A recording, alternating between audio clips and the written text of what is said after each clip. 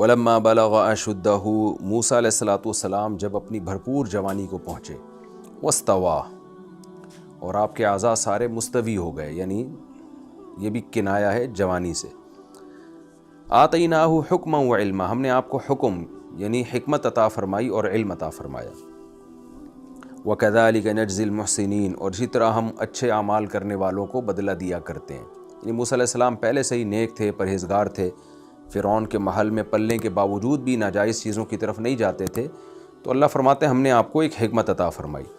دیکھیں یہ حکمت کیا ہے؟ صحیح اور غلط میں امتیاز کی جو ہے نا آپ کے اندر صلاحیت پیدا ہو جائے۔ یہ نیک لوگوں کو ہی یہ صلاحیت ملتی ہے، یہ گناہگار لوگوں کو یہ صلاحیت نہیں ملتی۔ اس کی مثال آپ کے سامنے مغربی دنیا ہے کہ چونکہ وہ فطرت کے راستے پر نہیں ہیں، گناہوں کے راستے پر ہیں، تو وہ صحیح اور غلط میں فرق نہیں کر سکتے۔ یہی وجہ ہے کہ آپ دیکھیں کس دنیا کو فطرت سے ہی ہٹا دیا ان لوگوں نے۔ تو بہت ساری اس کی مثالیں ہیں، ابھی چونکہ یہ پھر تفسیر لمبی ہو جائے گی اور میرے بیانات میں ان باتوں کا تذکرہ ہوتا رہتا ہے، تو میں اس موضوع کو سمیٹ رہا ہوں۔ لیکن قرآن میں دوسرے مقام پر بھی ہے، یا ایھا الذین آمنوا ان تتقوا اللہ یجعل لکم فرقانا، اے ایمان والو اگر تم تقوی اختیار کرو گے، گناہوں سے بچو گے، تو اللہ تمہارے اندر فرقان پیدا کر دے گا، یعنی حق اور باطل میں فرق کی صلاحیت پیدا کر دے گا۔ تو آج دنیا جو ہے نا ایک گمراہی کی طرف جا رہی، خواتین کو گھروں سے نکالا جا رہا ہے،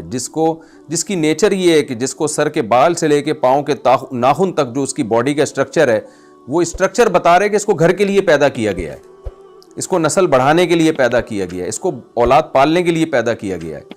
لیکن دنیا نے اس کو ایجوکیشن کے نام پہ جاب پہ لگا دیا اور جو ہے وہ بزنس پہ لگا دیا۔ اب ہمارے ملک کی حالت دیکھ لیں نا کہ لڑکوں کو داخلے نہیں مل رہے یونیورسٹیوں میں لڑکیوں کی سیٹوں کی وجہ سے، اور وہ لڑکے بے روزگار گھوم رہے ہیں، لیکن بس عورتوں کے حقوق کے نام پہ ایک جیسے دم ہلاتے ہیں نا غلام قوم آقاؤں کے سامنے، ایسے ہی ہمارے جو ماہرین ہیں اور جو ہمارے جن کے ہاتھ میں ہماری نبضیں ہیں، جو ہمارے حکمران ہیں، جو ہمارے فلاسفرز ہیں، وہ سب دم ہلا رہے ہیں، بس جو وہ کہہ دیا اسی کو مان لیا انہوں نے۔ تو یہ وہ قوم نہیں ہے جو حق اور باطل میں فرق کر سکے، ان کو نہیں پتہ چل سکتا صحیح کیا ہے غلط کیا ہے۔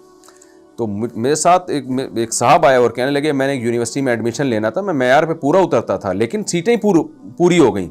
اس لیے کہ بہت ساری خواتین کو ایڈمیشن دے دیا، تو جس کا نتیجہ نکلا کہ کہہ رہے میں اس یونیورسٹی میں ایڈمیشن سے رہ گیا۔ اگر ان خواتین کے کوٹے کم ہوتے یا نہ ہوتے تو یہ سارے مرد آتے، اور مردوں کے لیے کچھ زیادہ ضرورت ہے دنیا میں مختلف مقامات پہ ترقی کرنے کی تاکہ وہ پیسہ کما سکیں۔ تو مرد بے روزگار گھوم رہے ہیں اور خواتین جو ہے ان کے لیے روزگار کے مواقع آسان کیے جا رہے ہیں۔ یا تو ہوتا نا ملک میں بے روزگاری بالکل نہ ہوتی اور آپ کے لیے ویکینسیز کا آبادی اتنی کم ہوتی کہ مرد پورے ہی نہ ہو رہے ہوتے، پھر آپ لاتے خواتین کو بھی، بھئی ایک ضرورت کے تحت، نظریہ ضرورت کے تحت لائے جا رہے ہیں۔ لیکن آپ دیکھیں ایک بھیڑ چال چل رہی ہے اور ہمارے مذہبی اسکالرز بھی اسی رو میں بہہ گئے ہیں۔ تو گھروں کا نظام تباہ ہو رہا ہے، زنا پھیل رہا ہے سوسائٹی میں، ولد الزنا، بچے پیدا ہو رہے ہیں، بس ترقی ترقی ترقی، اور ترقی بھی نہیں ہو رہی ان باتوں سے۔ تو یہ ہے وہ کہ جب تقویٰ نہیں ہوتا نا تو انسان صحیح اور غلط کا فیصلہ کر ہی نہیں سکتا، وہ انسانوں کو فالو کرتا ہے اور انسان اپنی خواہشات کو فالو کرتے ہیں۔ تو اللہ فرماتے ہیں ہم نے کیونکہ موسیٰ علیہ السلام پرہیزگار تھے لہذا ہم نے ان کو حکمت بھی عطا کی اور علم بھی عطا کیا۔ ہاں صرف حکمت و علم نہ ہو تو بھی انسان غلط فیصلے کرتا ہے، اور علم ہو حکمت نہ ہو تو بھی غلط فیصلے کرتا ہے۔ آگے اللہ تعالیٰ فرماتے ہیں وَدَخَلَ الْمَدِينَةَ عَلَى حِينِ غَفْلَةٍ مِّنْ أَهْلِهَا، موسیٰ علیہ السلام ایک دن شہر میں نکلے جب لوگ آرام کر رہے تھے، قیلولہ کر رہے تھے، فَوَجَدَ فِيهَا رَجُلَيْنِ، دو بندوں کو دیکھا، يَقْتَتِلَانِ، وہ آپس میں جھگڑ رہے ہیں، هَذَا مِنْ شِيَعَتِهِ، یہ ان کی قوم میں سے ہے، وَهَذَا مِنْ عَدُوِّهِ، اور یہ ان کے دشمنوں میں سے۔ یہ قرآن کا انداز بیان بہت سہل ہے تو دلچسپ ہوتا ہے، تو اس لیے اللہ نے گویا ہاتھ سے اشارہ کیا کہ یہ نہیں کہا کہ ان میں سے ایک موسیٰ کی دشمن میں سے تھا اور ان میں سے ایک یہ موسیٰ علیہ السلام کی قوم میں سے تھا، بلکہ اللہ نے کہا ھذا من شیعتہ وھذا من عدوہ۔ یہ بلاغت ہے قرآن کی۔ فاستغاثہ الذی من شیعتہ، مدد طلب کی اس نے جو موسیٰ علیہ السلام کی قوم میں سے تھا۔ مدد کیوں طلب کی؟ اچھا یہاں اس آیت سے پتہ چلتا ہے کہ جب فرعون نے موسیٰ علیہ السلام کو اپنے محل میں رکھا ہے تو شروع میں تو یہ بات بہت مخفی تھی کہ یہ بنی اسرائیل میں سے ہیں یا نہیں ہیں، یہی سمجھا گیا کہ بنی اسرائیل میں سے شاید نہیں ہے، ورنہ تو فرعون یقینی قتل کر دیتا۔ لیکن بعد میں یہ بات ظاہر ہو گئی تھی، لیکن جب یہ ظاہر ہوئی ہے تو موسیٰ علیہ السلام اپنا اتنا مقام بنا چکے تھے فرعون کے محل میں، اور حضرت آسیہ جنہوں نے حضرت موسیٰ علیہ السلام کو پالا وہاں ایسا مقام بنا چکے تھے کہ پھر فرعونیوں کو پتہ چلنے کے باوجود بھی انہوں نے حضرت موسیٰ کو قتل نہیں کیا۔ البتہ قرآن سے اور روایات سے پتہ چلتا ہے کہ دشمنی میں تھے وہ، یعنی ظلم کرتے تھے، ٹارچر کرتے تھے۔ موسیٰ علیہ السلام سے وہ محبت نہیں کرتے تھے، کیونکہ ظاہر ہے موسیٰ علیہ السلام وہ گناہ نہیں کرتے ہوں گے، وہ عیش و عشرت والا ماحول اختیار نہیں کرتے ہوں گے۔ تو یہ قرآن سے ہمیں پتہ چلتا ہے کہ یہ بات شو ہو گئی تھی کہ یہ بنی اسرائیل میں سے ہیں، تبھی بنی اسرائیلی نے موسیٰ علیہ السلام کو اپنی مدد کے لیے پکارا۔ فَوَكَزَهُ موسیٰ علیہ السلام نے اس کو مکہ مارا، یعنی فرعونی کو، قبطی کو۔ فَقَضَى عَلَيْهِ اس کا فیصلہ ہی کر دیا، یعنی وہ مر گیا۔ قَالَ هَذَا مِنْ عَمَلِ الشَّيْطَانِ حضرت موسیٰ کو احساس ہوا کہ بھئی ایک انسانی جان کا ناحق قتل ہو گیا، اس کا جرم اس نوعیت کا نہیں تھا کہ اس کو قتل کیا جاتا۔ تو ظاہر ہے جو بھی ایسا کام ہو، گناہ کا ہو یا نامناسب ہو، اس کی نسبت شیطان ہی کی طرف کی جاتی ہے۔ پیغمبروں سے گناہ صادر نہیں ہوتا، لیکن یہ ممکن ہے کہ ایسا کام ہو جائے جو خلاف اولا ہو یا احتیاط پر مبنی نہ ہو۔ تو موسیٰ علیہ السلام کو معلوم تھا میرے ہاتھ میں اللہ نے اتنی طاقت دی ہے،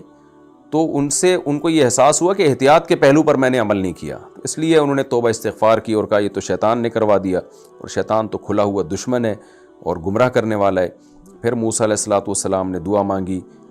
قال رب انی ظلمت نفسی، اے اللہ میں نے اپنی جان پہ ظلم کیا، فاغفر لی، تو میری مغفرت کر دے۔ اللہ فرماتے ہیں فغفر لہ، فا تعقیب مال وصل کے لیے، فوراً جب کوئی کام ہوتا ہے تو اللہ نے فوراً مغفرت کر دی، یعنی گناہ نہیں تھا، لیکن مغفرت کا مطلب یہ ہے کہ جو ایک خلاف اولا کام تھا، احتیاط کے خلاف کام ہوا تھا، تو اللہ نے